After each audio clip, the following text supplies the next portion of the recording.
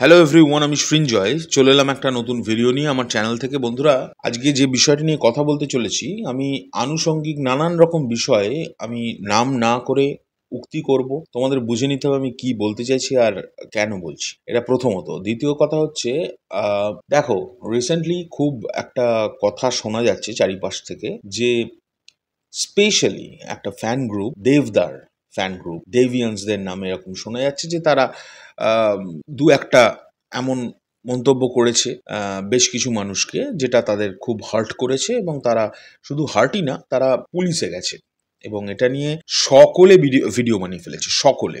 এবং কেউ কামিয়ে ফেলেছে, কামানোর জন্যই বলো, ভিউজের জন্যই বলো, সকলে করেছে। একমাত্র আমরা যারা এই বিষয়টা নিয়ে ভিডিও তৈরি করি। তো আমি এখনও সেই বিষয়টা নিয়ে খুব একটা যে কথা বলতে এসেছি তা নয়, কিন্তু একটা জিনিস আমি লক্ষ্য করছি যেটা কিন্তু আমার খুব খারাপ লাগছে এবং সেই কারণে আমার মনে হচ্ছে যে এইবার মনে হয় ভিডিও করাটা উচিত। আমি জানি যে আমি ভিডিও করে ফেললাম মানেই এই নয় যে একেবারে সমাজ পরিবর্তন হয়ে গেল, এটা একদমই নয়। বাট আলোচনা তো অবশ্যই করা যায়। যারা আমাদের খুব কাছে তারা তো ভাবে যে আশা করবে যে কেন সৃঞ্জয় আলোচনা করছেন এই বিষয়টা নিয়ে। কিন্তু এখন বিষয় হচ্ছে, একটা জিনিস আমি খুব লক্ষ্য করছি, কনস্ট্যান্টলি ডেভিয়ান্সদের কনস্ট্যান্টলি পোক করে যাচ্ছে আমাদের একজন পরিচালক, এবং শুধু একজন না, তিনি এবং তার দু একজন বন্ধু বান্ধব যারা তার পোস্টও শেয়ার করে, আমি চিনি পার্সোনালি তাদেরও।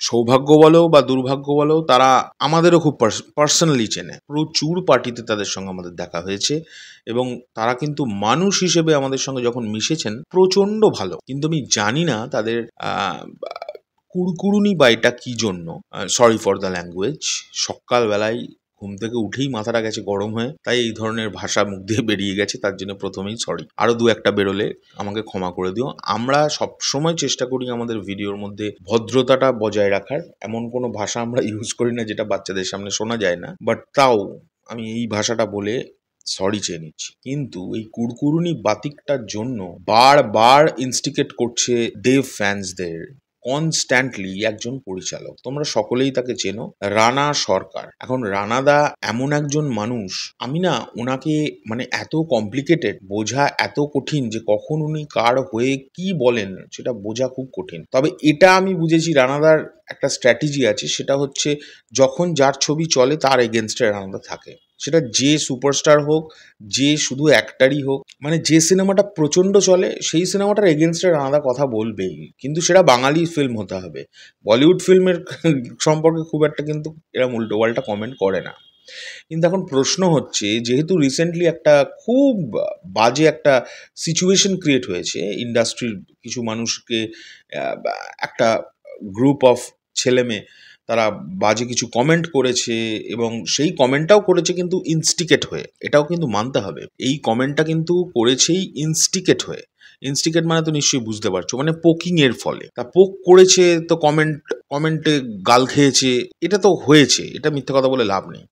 পোক করেছে বলেই গালটা খেয়েছে, কিন্তু গাল দেওয়াটাও অপরাধ। এটা আমি নিজে মুখে আমি আমি আমি আমার এটার সম্পর্কে একটা আলাদা, একদম আলাদা একটা ধারণা বা আলাদা একটা মতবাদ আছে, সেটা আমি ওটা নিয়ে ভিডিও করতে চাই না। অ্যান্ড আমি আমার খুব কাছের যারা ভাই বোনেরা তাদেরকে আমি বলেওছি।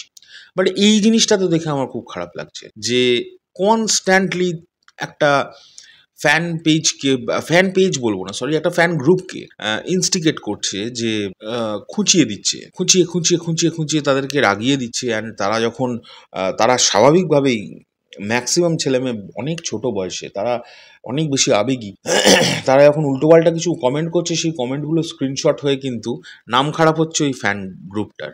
তো এটা তো ঠিক না। কারণ দেখো, কালকে দেবদা আমাদের সকলের সামনে প্রোডাকশন হাউসের তরফ থেকে অফিসিয়াল একটা ঘোষণা জানিয়েছে যে আমার 3 সপ্তাহে 15 crore হয়ে গেছে। সেইটা আসার সঙ্গে সঙ্গে মানে কতটা, মানে আমি না বুঝতে পারছি না, আমি এখন ফিল করছি এই জিনিসটা, যে আমি না এগুলো বিশ্বাস করতাম যে ইন্ডাস্ট্রিতে হিংসে বলে কিছু আছে। এই ধরনের ভিডিও তোমরা আমাদের কাছ থেকে ইম্পসিবল পেতেই পারো না, কারণ আমরা জানি ইন্ডাস্ট্রির ভেতরের মানুষগুলো, মানে জানতাম যে সত্যি হয়তো মনটা খুব উদার। বাট এইগুলো দেখে তো প্রমাণ হচ্ছে যে না, হিংসে তো আছেই বস, হিংসে এই জিনিসটা আছে এবং খুব মানে ভয়ঙ্করভাবে আছে, একটা এক্সট্রিম লেভেল অবধি আছে। আমার এই জিনিসটাকে নিয়ে আমি বারবার বলছি, কিন্তু এই জিনিসটা, যে জিনিসটাকে আমি মেনশন করার চেষ্টা করছি, সেটা হচ্ছে রানাদা কালকে ওই দেবদার পোস্টটা আসার সাথে সাথে, আমি এখন দেখছি পোস্টটা করেছেন, আমি তখন দেখতে পাই লিখেছেন 20 কোটি হয়ে গেল, আমার খুব জ্বলছে, দিয়ে এরা মানে ওই বলে না ফেকু টাইপের একটা স্মাইলি দিয়ে জিপ টিপ ভেঙিয়ে সেটা দিয়েছে। এগুলো কি? এগুলো তো ইনস্টিগেট করা হচ্ছে না, একটা ফ্যান গ্রুপকে বারবার করে পোক করা হচ্ছে। আচ্ছা, শুধু ফ্যান গ্রুপটা না, যে সুপারস্টার, যাকে এখন বাংলার বক্স অফিস কিং বলা হয়, সেই মানুষটাকে তুমি কোয়েশ্চেনের মুখে ফেলছো। এটা হচ্ছে প্রথম কথা। দ্বিতীয় কথা হচ্ছে, আমি দেখলাম এটা শুধু কালকেই করেছে তা না, তার আগের দিন দেখলাম লিখেছে, আমি এটা অবাক হয়ে গেলাম, 6.82 crore দিয়ে লিখছে date up to 8th Jan 2025, 8th Jan। Remember it, মানে এটা মাথায় রেখো, I will prove it with official documents. আচ্ছা রানাদা, আমি একটা কথা বলি, তুমি এই যে জিনিসগুলো, এই অসভ্যতাগুলো যে করো, মানে এটা কিন্তু অসভ্যতা দাদা, মানে তুমি খুব ভালো করে জানো ইটস নট রাইট। তুমি যেটা করছো ইটস নট রাইট। আমি একদম তোমাকে খুব কাছ থেকে দেখেছি, আমি তোমায় চিনি। আমার দুর্ভাগ্য এখন এটা বলতে আমার ভয় হচ্ছে যে আমি তোমায় চিনি, কারণ কোন দিন তো আমাকে রাস্তায় লোকে ধরে পেটাবে যে এরকম একটা বাজে লোকের সঙ্গে তুমি কি করে মিশতে পারো।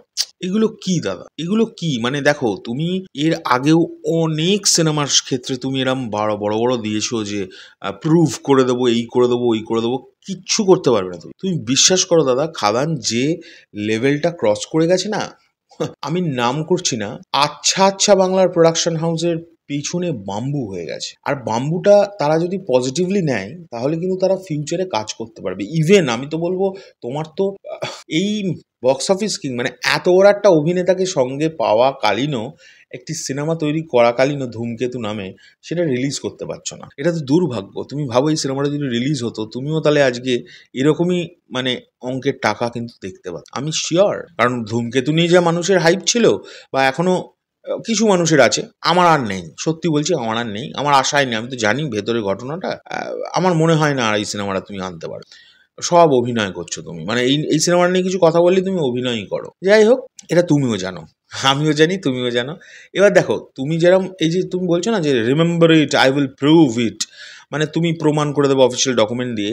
তোমার এমন এমন কিছু কার্যকলাপ, যেগুলো অফিসিয়াল ডকুমেন্ট কেন, অফিসিয়াল ভিডিও দিয়েও অনেক মানুষ প্রমাণ করে দিতে পারে, তখন কিন্তু পাবলিকলি তুমিও হেনস্থার শিকার হবে। এটা ভেবে দেখো একবার। তোমার এমন এমন কিছু কার্যকলাপ যেগুলো যেগুলো ঠিক না, যেগুলো ঠিক না, তা তোমার গায়ে লাগে না, আমি জানি, আমি আমি আমি জানি তোমার গায়ে লাগে না, তুমি এগুলোকে মজা করেই নাও। কিন্তু তুমি এটা মজা করেও যদি করে থাকো, ইটস নট রাইট দাদা, ইটস নট রাইট। এই কুরকুরানি বাতিকটার জন্য তো তুমি রাস্তায় বেরোতে পারবে না কদিন পর। মানে এটা কিন্তু আমি সিরিয়াসলি বলছি, মানে লোকজন, সাধারণ মানুষের কথা বলছি, ফ্যান ট্যানের কথা বাদ দাও, সাধারণ মানুষ যারা তোমায় ফলো করবে, তারাও তোমার উপর রাগ করবে। কারণ এইটা নিয়ে ফার্স্ট টাইম হচ্ছে না। এটা যে সিনেমায় বেরোয় আর যে সিনেমায় ব্লকবাস্টারের দিকে যায়, তুমি সেই সিনেমার পেছনে আড়ে হাতে লেগে থাকো, যদি সেটা মাস ফিল্ম হয়। আমি অন্য একজন অ্যাক্টারের নাম মুখে আনি না আর লাস্ট কিছু মাস ধরে, তখনও তুমি নেগেটিভিটি করেছো এবং প্রমাণ করতে পারোনি। সবচেয়ে বড় কথা, তুমি নেগেটিভিটি করেছো ঠিকই, কিন্তু তুমি প্রমাণ করতে পারোনি। আমার কথা হচ্ছে, দেখো দাদা, তুমিও দেখো, প্রত্যেকটা মানুষের জীবনে একটা পজিটিভ দিক থাকে, একটা নেগেটিভ দিক থাকে। তোমার নেগেটিভ দিকগুলো নিয়ে যদি কেউ প্রমাণ করে ভিডিও আকৃতিতে ছাড়তে থাকে কোনো একটা দিন, আমার পয়েন্টটা হচ্ছে, তুমি নিতে পারবে তো?